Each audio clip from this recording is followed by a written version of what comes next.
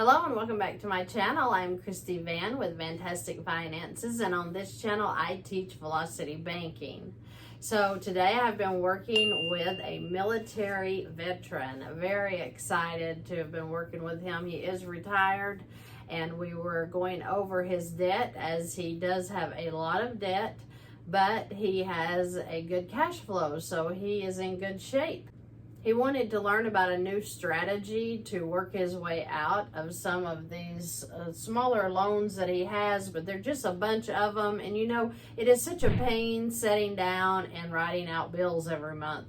So I know how you guys feel. You're tired of taking your time to sit down and do bills, and that is where he is at. So we wanted to work with him and see what we could do to help him get rid of some of this debt. He currently stands at $442,693,000 in debt, but he has an income of $10,710. I want to take a moment to thank our military. I'm so proud of each and every one of you. Thank you for serving. On behalf of me and my family, we are very appreciative, and we appreciate and know what you are doing for us, and you are just a godsend. We thank you. Now, another side note is that if you are an active military member, I do know that there are programs out there where you can check on getting rid, or at least reducing, your interest debt. So meaning on credit cards, maybe mortgages, you can have your interest charges reduced. And if you've already paid them, they will refund them sometime. So please check that out. See if you can get a discounted interest rate. See if you can be refunded for some of the interest that you have already paid on your credit cards and mortgages. That's all I know about that. I do know it's out there. I do know military members that have been refunded, and I do know military members that have had their interest rate charges cut. So please check on that if you are active military. So to move on with this guy, he is doing great. He has a cash flow of $3,651, and that really makes paying off this debt go so much quicker. When you watch your money and you have a cash flow, a large cash flow such as this, you can really whittle down that debt fast, okay? So he has a mortgage that we're not going to be touching in this scenario due to he has a lot of different options with that mortgage, so we're going to leave that alone for another video. But today he and I talked about getting rid of all of these credit cards and these loans, and maybe even his car. So we want to see what we can do to help him out.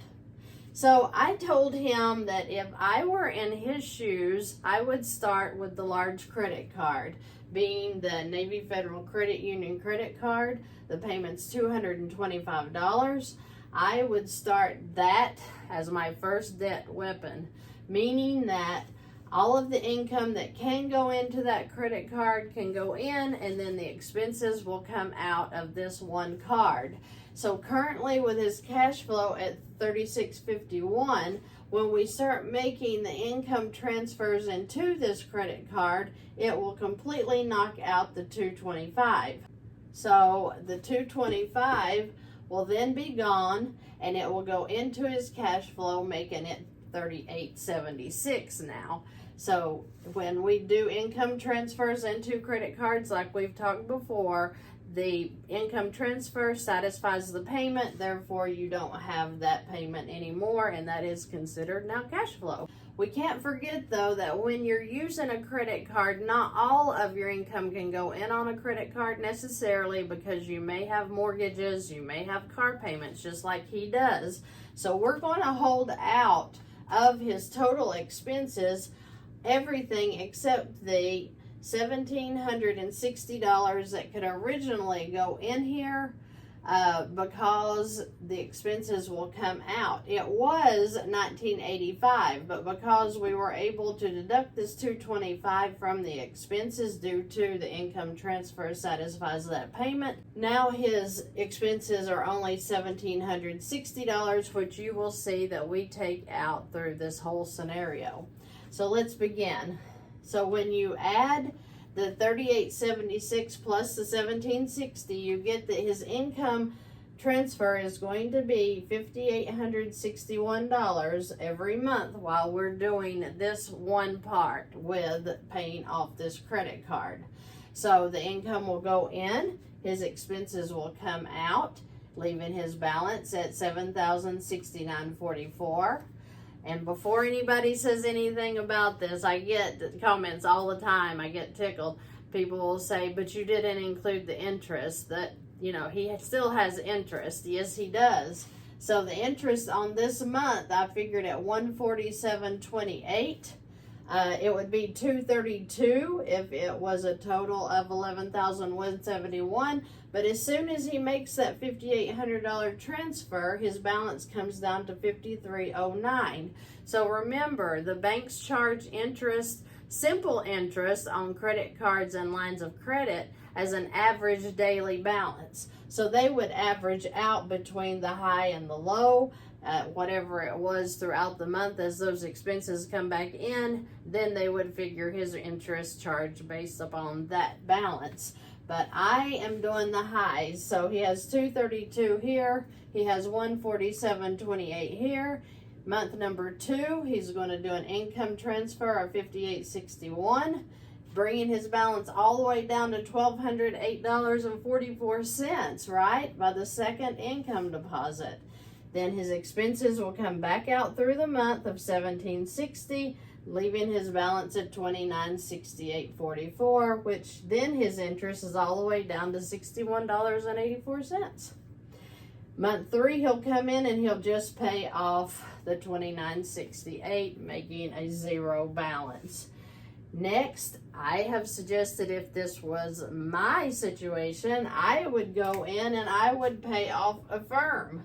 Now he has 3 Affirm accounts. They total $33.60, and the payments on those a month were $379.20.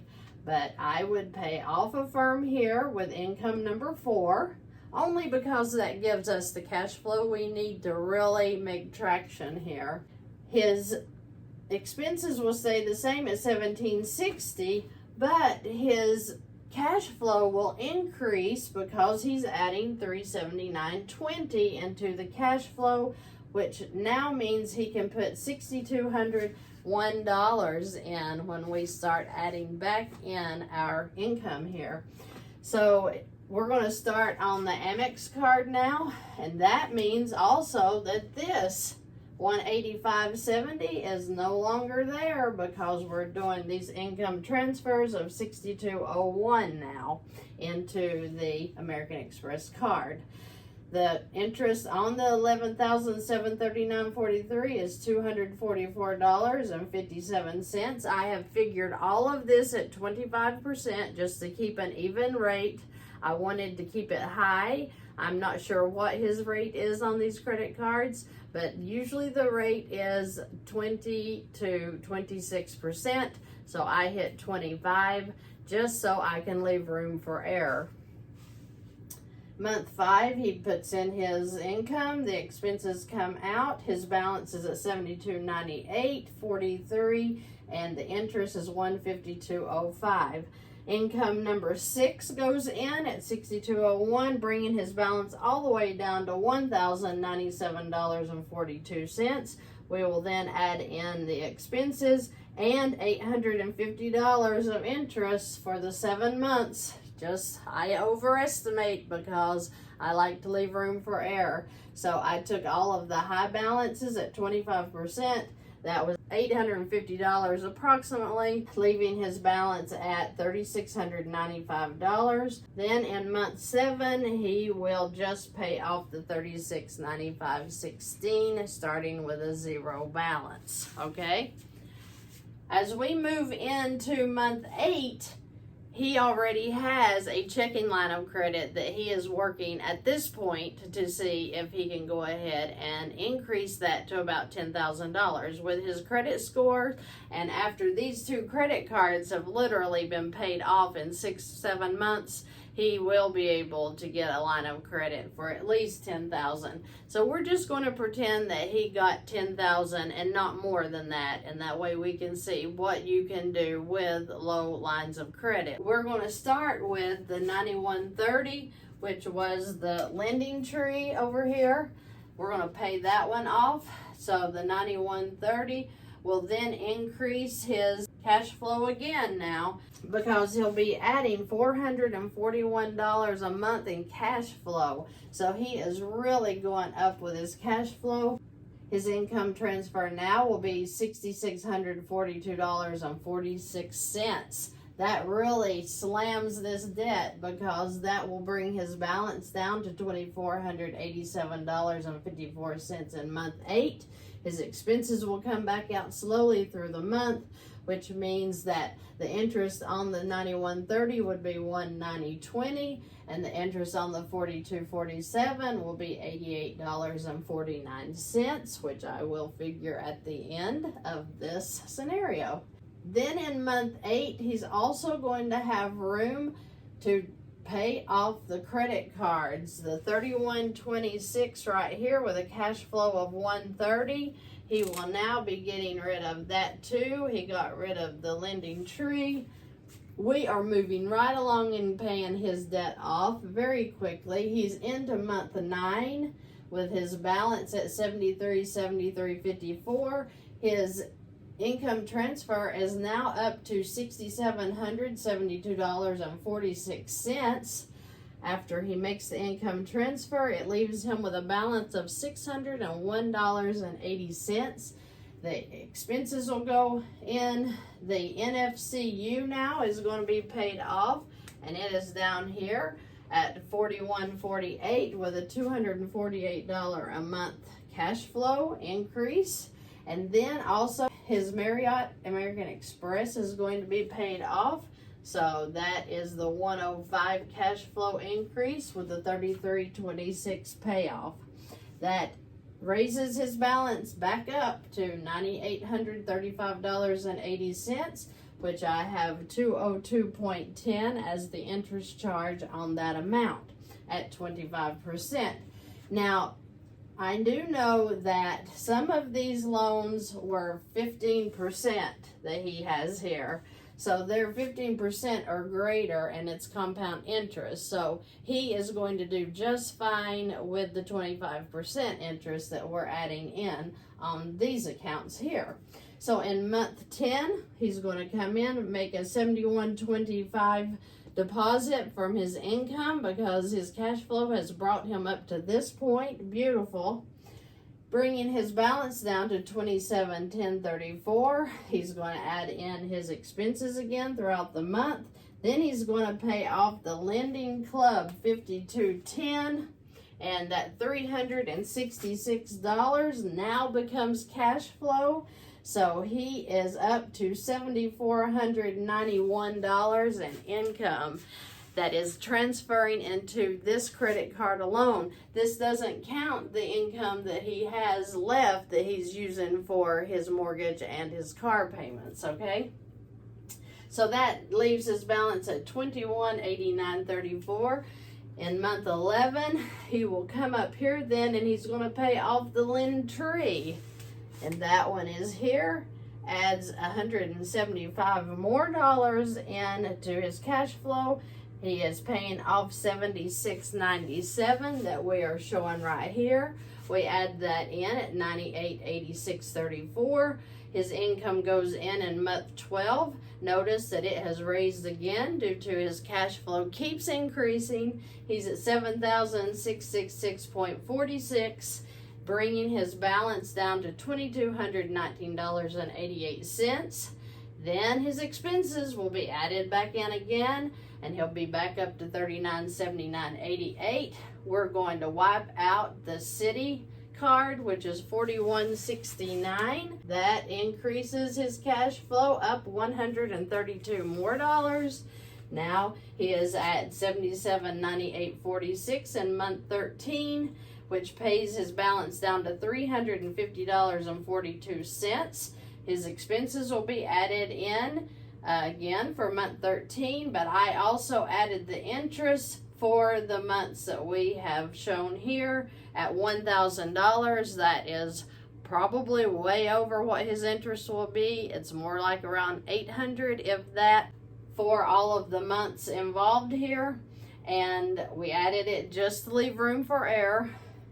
That brings his balance back up to $310.42, which in month 14 he will pay that off and have excess. Remember, he's already up to $77.98, so that leaves him a lot of money in his pocket that he can begin pay off on his car.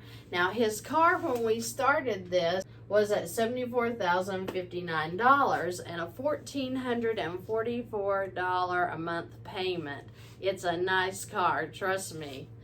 It's not going to be $74,000 by the time we get to month 14, is it? No, because he's been making $1,444 payments. The interest is only like 2%, so a lot of that is going towards the car's principal, which means that he'll be more like around, let's just say $59,000. And that means that he will pay off his car in about 8 months if he's using the $77.98 cash flow that he now has, minus that $1,760 in expenses. So what that means is that in a total of approximately 22 months, he will have gotten rid of all of this debt in 22 months, and he will just have his home left. And he has many, many options to start taking care of that debt as well. So I hope that you guys have gotten value out of this video. It shows how you can be overwhelmed with so much debt, but yet if you have cash flow, if you are putting your money in the right places, you can get rid of that debt so quickly. And that makes me so excited to help you all find your way on that. If you have any questions or comments, please leave them below. Again, thank you to all of our military veterans out there, all of the active duty. We are so very happy that you're serving for us. We see you and we thank you. God bless you, and I hope that you all have a great, great day. I will see you in the next video.